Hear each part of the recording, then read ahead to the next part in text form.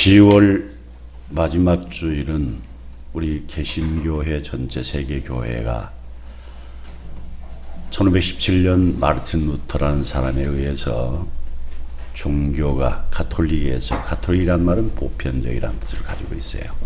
좋은 이름이죠. 보편적이라는 교회, 모든 그런 좋은 이름을 가졌던 교회가 안타깝게 성경대로 가르치지 않고 성경대로 믿지 않고 인간적인 것으로 성경을 애국시켰습니다.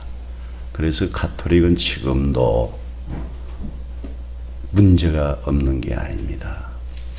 구원은 오직 하나님의 구원은 성경 말씀에 의해서 우리가 알게 되는 것이고, 성경이 우리에게 알려주는 구원은 인간의 행위로 받는 게 아니에요. 전적으로 하나님의 은혜로 받는 거예요. 그래서 하나님의 은혜가 무엇냐? 아무것도 모르는 우리에게 예수님을 이 땅에 보내셔서 다 가르쳐 주셨지요. 예수님 오시기 전부터 많은 선지자, 특별히 아브라함을 선택해 주신 후부터 그 유대 민족을 세우시고, 그렇게 신정국가로서 율법을 주시고 계속 선지자를 세우셔가지고 구약이 쫙, 세계 역사가 인간에 의해서 진행되는 것이 아니라 하나님에 의해서 구속의 역사를 중심으로 세계사가 진행되는 것들을 보여주면서, 특별히 하나님을 구원해 주시는 것은 예수 그리스도의 십자가의 보혈의 피로 말미암아 예수가 하신 말씀을 듣고 예수가 하신 그 십자가 사건을 믿으면 모든 죄를 용서함 받는 거예요. 그래서 믿음으로 구원받는 거지 우리 어떤 행위로 받는 게 아니죠. 그래서 종교 개혁을 할 당시에 가톨릭이 잘못한 게 뭐냐? 베드로 성당이란 건물을 지으면서 돈이 부족하니까, 물론 중세 때 가톨릭이 잘못한 게 참 많습니다. 그러면 오늘날 개신교는 다 옳게 하냐? 천만의 말씀입니다. 사람의 조직으로 된 교회는 항상 문제가 있습니다. 항상 있는 거예요. 우리가 다 불완전하기 때문에 성령이 충만하면은 그런 일이 없겠지만 어디 항상 성령이 충만합니까? 그래서 잘못된 세상 방식을 가지고 변화되지 못한 옛 성품 가지고 나름대로 하나님 일을 하겠다고 하면서 인간적으로 하게 돼가지고 갈등과 부끄러움을 당하고 아픔을 당하지요. 지금도 개신교도 뭐 똑같습니다. 그런 면에서는. 그러나 본질적인 면에서 하나 틀린 게 뭐냐면 가톨릭은 교황 무오솔, 그 베드로를 뒤이어서 교황이었다고 아주 잘못된 겁니다. 그건.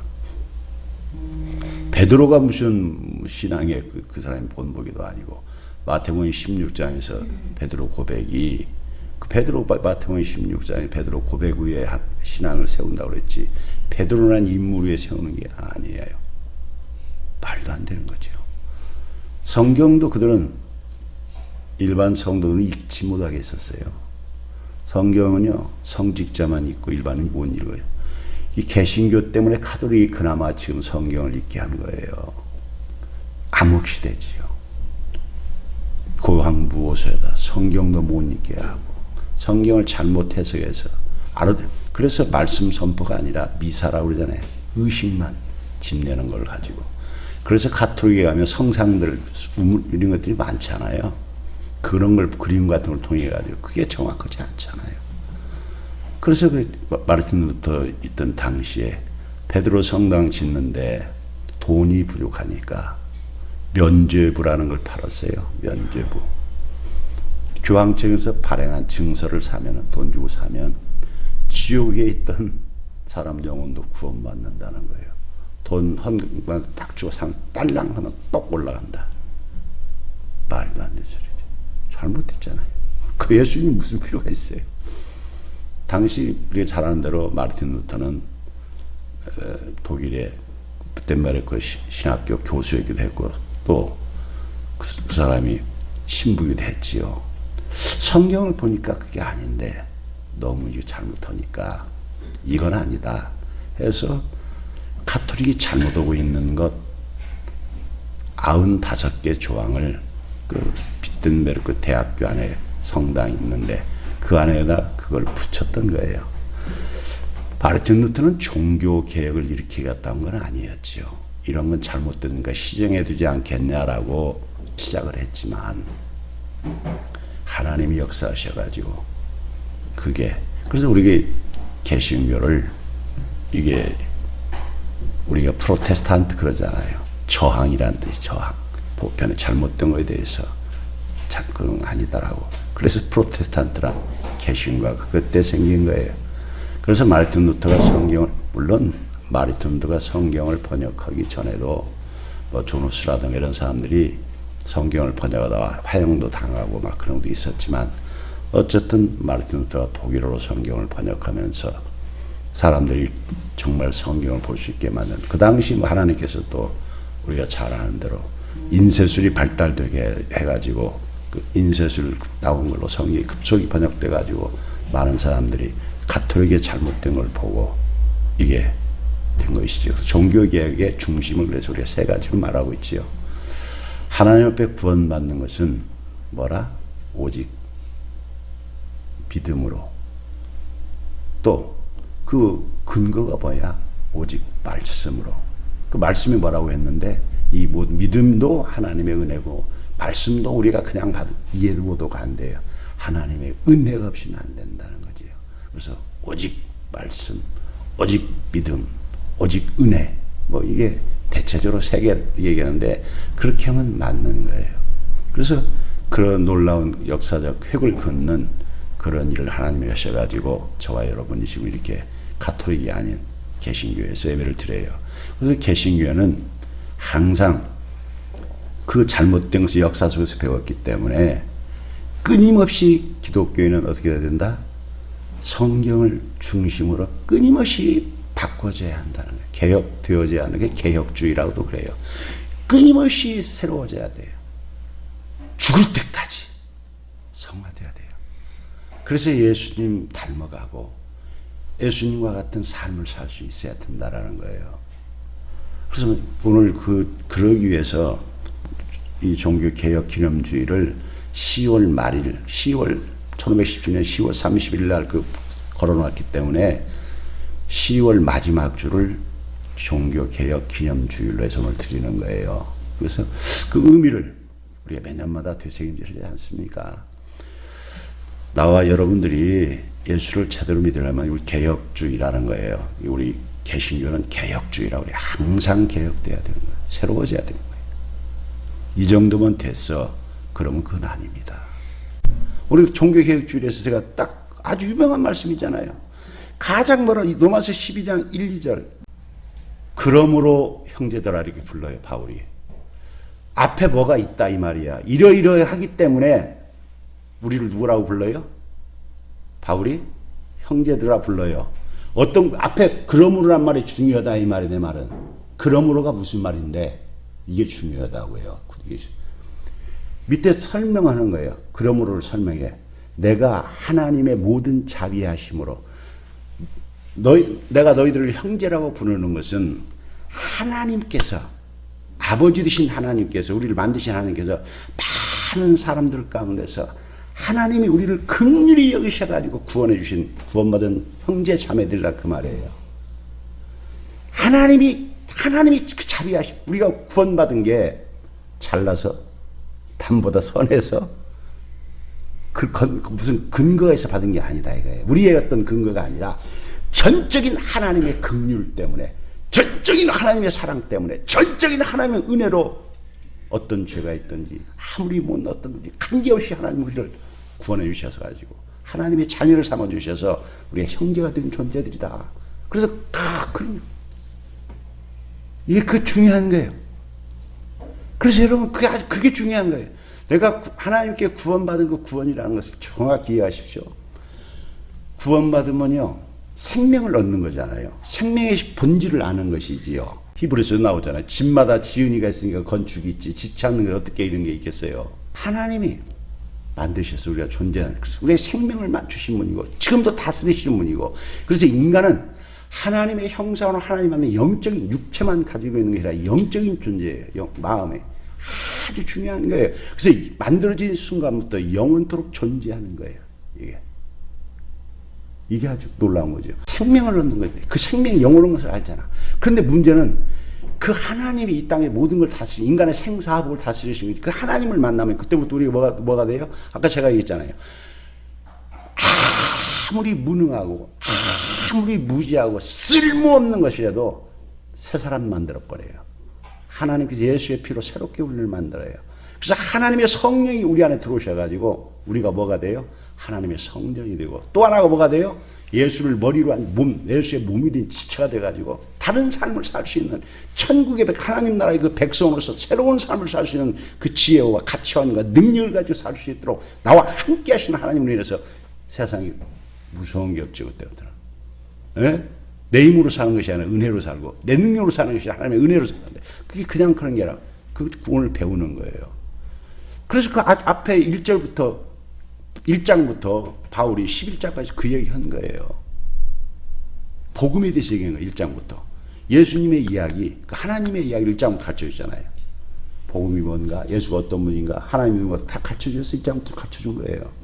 가르쳐줬으니까. 그래서 너희가 구원받은 걸 알지, 너희 존재를 알았지, 그래서 이제 하나님을 알고 우리가 이제 예수 그리스도를 머리로 한 지체들로서 형제된 걸 알았지, 그러면 이제 그걸 알았으면 이제 어떻게 살아야 되지, 이제는? 이 말을 하는 거예요, 이제. 머리로 알았어? 그러면 이제 이렇게 가치관이 변했어? 그럼 이렇게 살아야 되지. 가장 중요한 삶의 순서를 얘기하는 거예요. 그래서 이야기를 하죠. 권하는 거예요.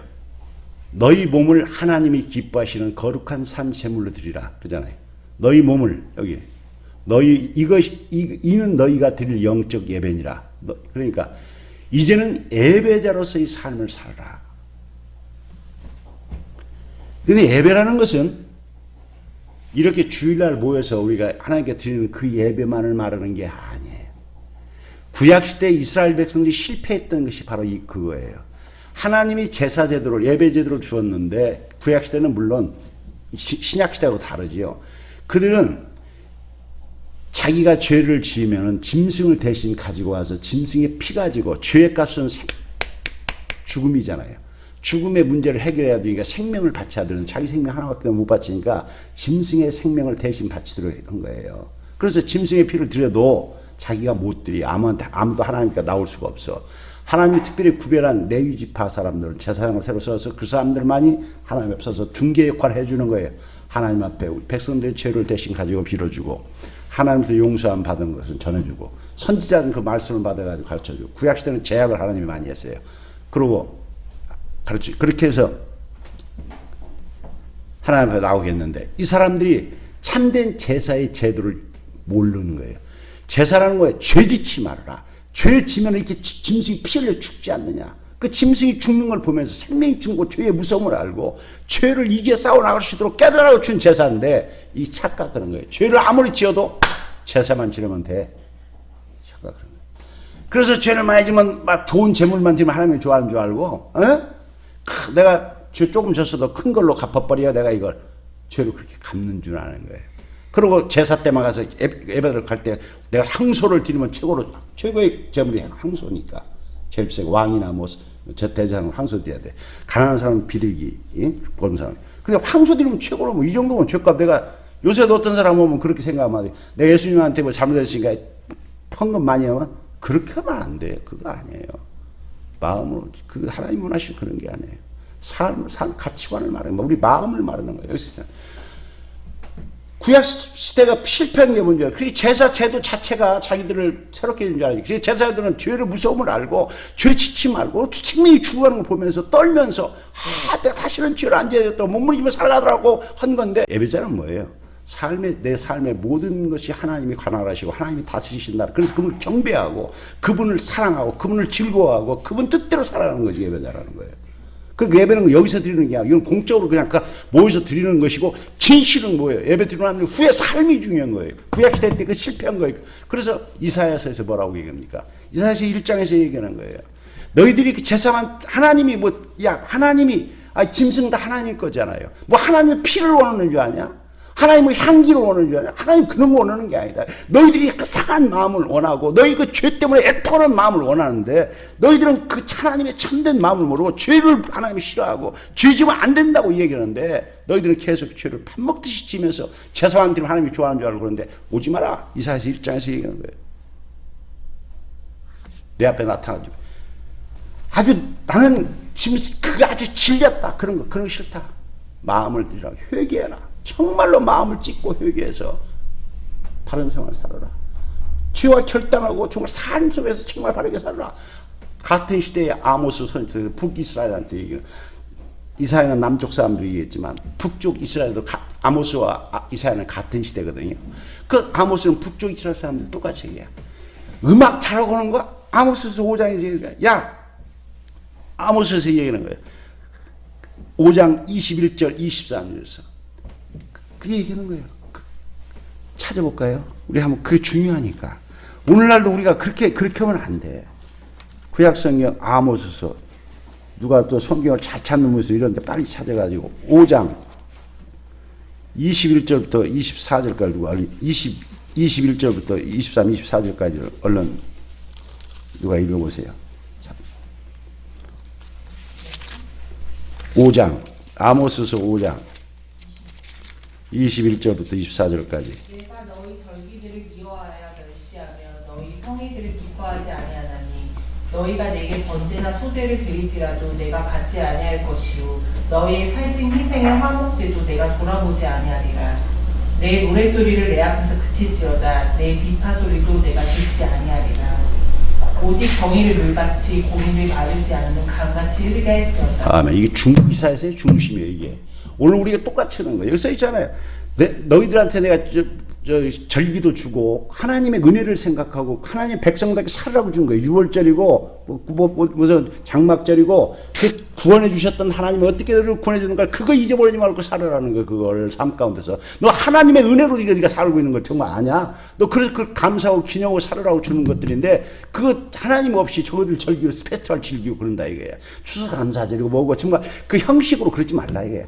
예배 드리는 거 형식으로 하지 말라 이거야. 그때 말아서 그렇게 하는 척 하지 말라 이거야. 싫다 이게 하나님. 뭐라 찬양자를 한다고 좋아하시는 거 아니라고. 여기 노래에서 그치 하잖아요. 호흡 있는 자마다 찬양을 했지만 그는 감사로 정말로 믿음으로 드리는 찬양을 원하시는 것이지 지 감정 좋아가지고 하나님 없이 지만 혼자 기분 내부르는 찬양 안 받으신다라는 거예요. 하나님은 믿음이 없는 거는 뭐라고 써서 삶이 있으라는 거예요. 5장 24절에서 오직 네 정말 하나님의 정의를 네가 아냐 물같이 항상 물이 흐른 같이 중단 없이 올바르게 살아야 해요. 그래서 공의를 마르지 않는 강같이 갈수록 삶이 의로워지고 하나님과의 관계와 사랑과의 관계가 좋아하는 거예요. 이사야서에서도 똑같은 얘기를 하는 거예요. 이사야서에도 이사야서 1장 11절부터 18절까지 또 누가 빨리 찾아서 큰 사람 읽어보세요. 이사야서 1장 11절부터 18절까지 이것도 같은 말이에요. 자 찾아보세요.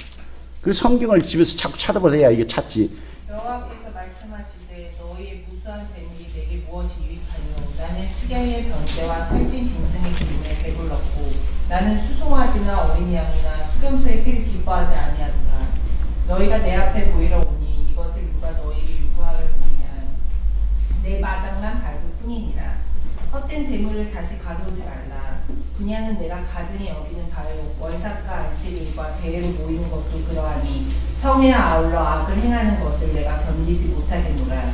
내 마음이 너희의 월삭과 정한 절기를 싫어하노니 그것이 내게 무거운 짐이라. 내가 지기에 곤비하였느니라. 너희가 손을 펼 때에 내가 내 눈을 너희에게서 가리고 너희가 많이 기도할지라도 내가 듣지 아니하리니 이는 너희의 손에 피가 가득하며. 자 보십시오. 예배 드리는 거 그대로 조금만 기다리고 이게 보십시오. 너희들이 소 가지고 이런 거 그 예배당 오는 거 그거 원하는 게 아니라는 거예요. 참 믿음이 없이 하나님이 정말로 원하시는 그 의로운 삶이 없이 하나님을 두려워하지도 않고 하나님을 사랑하지도 않고 하나님 자녀답게 살려고 하는 그 자녀 없이 형식에 얽매이지 말라요. 형식에. 그래서 너희들이 그러면 기도해도 안 듣고 아무 소용 안 된다는 그래서 역사가 안 일어난다는 거예요. 그 뒤에 얘기는 이 16절 읽으세요. 16절. 너희를 스스로 씻으며 스스로 깨끗하게 하여 내 목전에서 너희 악한 행실을 버리며 행악을 그치고 17절. 선행을 배우며 정의를 구하며 학대받는 자를 도와주며 고아를 위하여 신원하며 과부를 위하여 권능하라 하셨느니라. 자 18절. 여호와께서 오라 우리가 서로 변론하자. 너희의 죄가 주홍 같을지라도 눈과 같이 희어질 것이요 진홍같이 붉을지라도 양털같이 희게 되리라. 보십시오. 정말로 회개하라. 죄지면 정말 고통스러우고 성령의 사람은 그러는 거예요. 하나님의 뜻을 못 견디하고 토해내지 않고는 못 견디는 거예요. 그냥 구원받은 백성은 그러는 거예요. 죄를 지면 못 견디게 만들어요. 아십니까? 히브리서 12장에 써 있잖아요. 로마서 1장에 써 있는 거예요. 하나님의 진노는요, 벼락치고 굴리는 마음이 아니에요. 더러움에 계속 행동을 해도 아무 감동이 없으면 그건 진노 속에 있는 거예요. 이미 그 버린 자식이에요. 여러분이 참 자식이 잘못하면 가만두지 않잖아요. 끝까지 상관하시는 거예요. 히브리서 12장에서 끝까지 회개시키는 거예요. 조그만 거 해도 민감하게 깨닫고 불겨울고. 여기 써 있잖아요. 삶이 회개하지 않고 삶이 없는 거 다 똑같이. 오늘날 예배드리는 그래서 지금 이 얘기하는 거예요. 구약시대에 그 실패했잖아요. 그 성령이 안 계시, 성령이 약하니까 그랬지. 그래서 여기 신약시대 성령이, 우리 그래서 로마서에서 앞에서 이 얘기하는 거예요. 다. 이 얘기 했어요. 우리가 예수 믿고 그 구원받은 사람이 로마서 6장이면 이제 우리가 우리 몸을, 거기서 얘기거든. 우리 몸이라는 것이 여기 지금 그 말을 하는 거예요. 너희 몸을 하나님이 기뻐하시는 거룩한 산 제물로 드리라. 이는 너희가 드릴 영적 예배자는 우리 몸을 드리라는 건데, 몸이라는 게 몸뚱아리만 말하는 게 아니라고요. 네 전 인격적인 삶을 말하는 거예요. 네 전체 인격적인 삶을 말하는 거예요. 네 삶 전체를 하나님이 기뻐하시는 그런 삶, 거룩한 삶이에요. 구별된 삶을 살아가는 거예요. 구별된 삶을 살아가는 거예요. 하나님. 그게 거룩한 생각이 뭐예요? 구별된. 그러니까 옛날 죽어있는 짐승 대신해 가지고 드리는 그런 제사같이 헛된 뭐 돈이나 헌금이나 내고 뭐 적당히 이런 것이 아니라 네가 정말 삶으로 하나님을 경외하고 삶을 드려야 삶을. 그게 어디 있든 그게 예배자. 그게 네가 구원받는 백성을 그렇게 해야 돼요. 그게 참 예배자라는 거예요. 2절 띄워봐요. 자, 그러려면은, 자, 보십시오. 그렇게 살아가려면, 2절에 써있죠? 우리 힘으로 안 되는 거예요. 너희는 이 세대를, 이제 그렇게 살아가려면 구체적으로 어떻게 살아가는 거야? 그렇게 구별해서 살려면. 써있죠? 너희가 이 세대를 따라가지 말라는 거예요. 예수님 오신 때부터 앞으로도 예수 오실 때까지 세상 방식대로 살지 말라는 거예요, 너희가. 세상의 가르침 방식 가지고 그렇게 살아가지 말라는 거예요. 세상 풍조 따라가지 말라는 거예요. 세상 텔레비전 많이 봐가지고 유행이 이런 거예요. 요새 이렇게 살아가야 뭐 멋있어.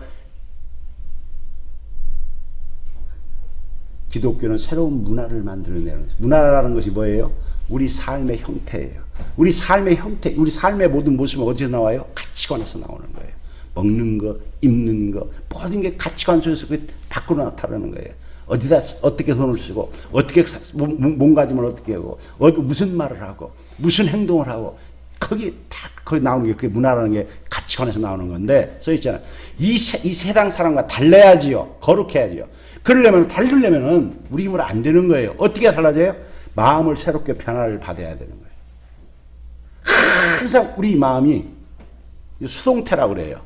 내가 스스로 할 수 있는 게 아니에요. 내가 스스로 할 수 있는 게 아니에요.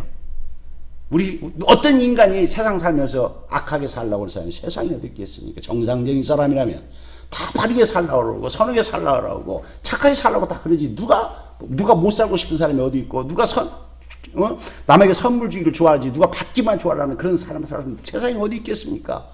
다 똑같은데 안 되는 거지요. 근데 우리가 사람들과 새로운 능력을 얻으려면 여기 써 있어요. 성경에 너희가 새롭게 돼야 되는데 변화를 받아야 되는 거예요.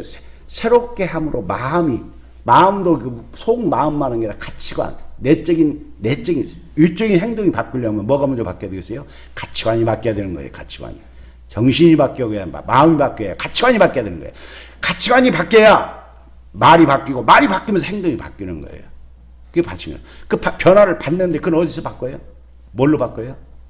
우리 성경에서 에레미야 17장 9절에서요. 만물보다 거짓되고 부패한 게 뭐라고 그러십니까? 인간의 마음이라고 해서 그 사람들은 모른다고 그래요. 인간들은 모르는데 누구만이 안다고 그래요? 하나님만이 아시는 하나님만이. 예수 믿기 전에 우리 다 나만 같아봐 이러서 헛소리하지 말라고. 나같이 더러운 게 없는 거예요. 사람이 볼 때는 저 목사 괜찮아? 아니요. 하나님 앞에는 부끄러운 뿐이지. 더러워. 의로우신 하나님 앞에 서면 그 빛 앞에 서면 우리 더러움이 속에 있는 더러움이 악한 것들이 다 나타나지 않습니까? 근데 그걸 하나님 우리를 변화시켜 주는 거예요. 변화를 받을 수 있다는 거예요. 새롭게 해주신다는 거예요. 누가요?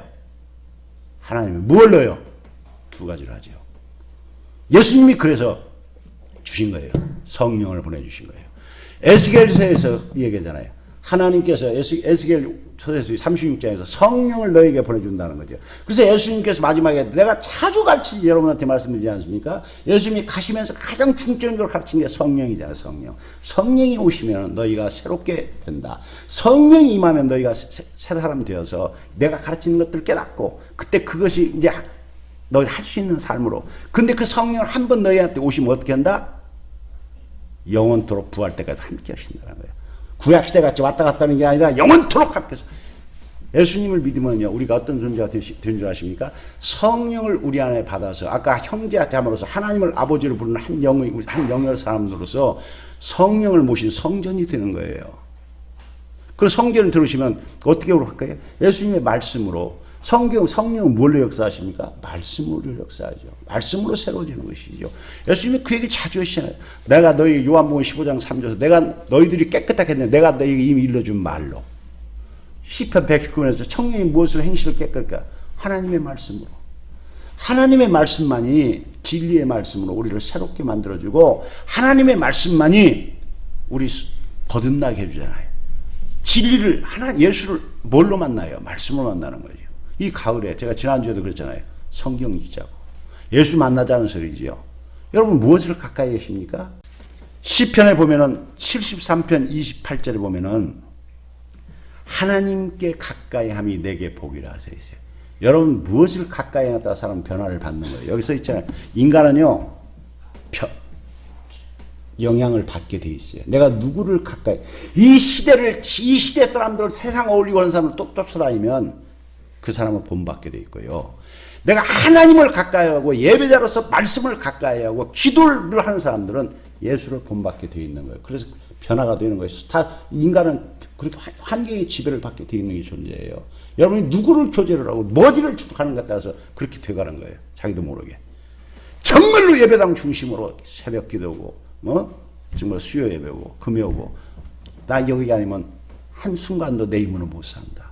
나 참된 기쁨도 없고 참 진리도 모르고 변화가 안 돼요. 그럼 세상 자기는 변화가 안 되는 줄 아십니까? 착각하지 마세요. 내가 말하는 변화는 예수 못 닮아가는 것이고 뭐가 되겠어요? 그럼 집에서 가만히 잠만 잡니까? 텔레비전 보시고 다른 것 보시지 않습니까? 그거 닮아간다고요.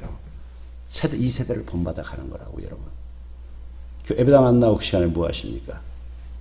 정말 예배당 안 나오셔도 성경을 좀 보시고 기도하시면 괜찮아요. 하나님을 가까이 하고 예배자로 아까 있잖아요.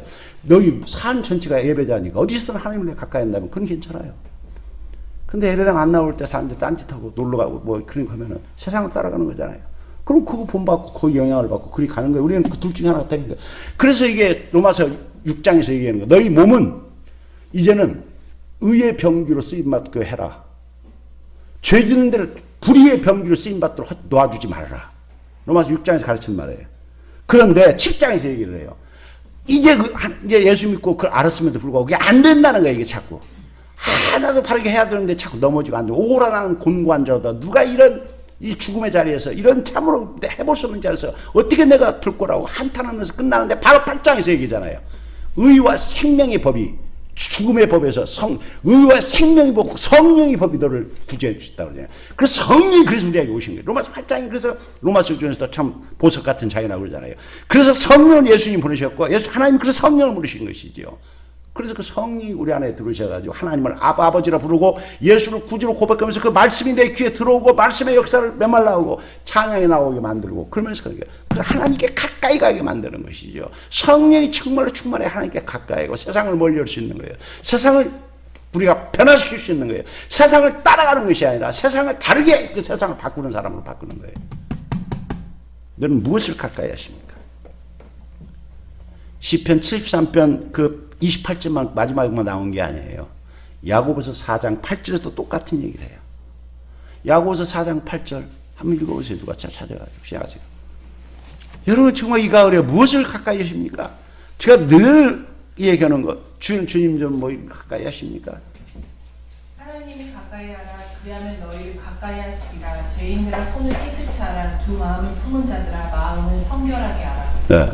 하나님은요 인격적이신 분이세요. 내가 하나님을 만나기를 하나님을 가까이 하려고 하는 사람에게 뭐라고 그래 하나님이세요? 하나님을 가까이 하시는 거예요.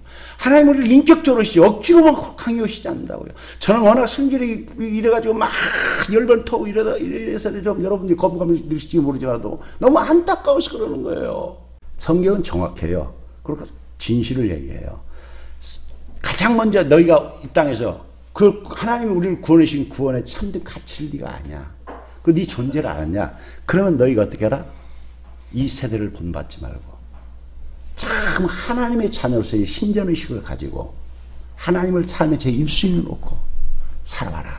그러면 너희가 하나님의 선하시고 기뻐하시고 온전하신 뜻을 알고 그렇게 분별해가는 지혜로운 자가 되어서 이 땅에서 평안을 만들고 섬김의 능력 도구로 쓰이고 선한 도구로 쓰임 받는다는 거예요. 전에는 쓸모없고 조롱받고 했던 그 인생이 아니라 이제는 하나님을 위해서 어떤 병이든 취함 속에서 어떤 악한 세력부터 자유함을 얻고 네가 정말 의를 이루고 아까 했잖아요. 아모스 같이 참 올바른 것을 어떻게 하든 만들어내고 자기 중심이 아니니까 하나님의 사랑으로 거룩한 길이잖아요. 그 사랑으로 섬김으로 의로움으로 그렇게 우리가 영광을 나타낼 수 있다는 거예요. 우리가 다시 한번 여러분 이 가을입니다. 아까까지 삶이 어땠든 오늘 이 말씀을 기점으로 주님 내가 참된 예배자라서 구약시대 이스라엘 백성같이 실패하지 말게 하시고 이제 참된 예배자가 무엇인지를 배웠으니까 신전의식을 가지고 먹든지 마시든지 뭘 주님을 의지하고 주님 앞에 보고 있다는 거 내 정말 중심에 하나님을 일수위로 놓고 그 뜻대로 살아가려고 할 때 내가 주님을 가까이 하는 자가 되게 해주시옵소서.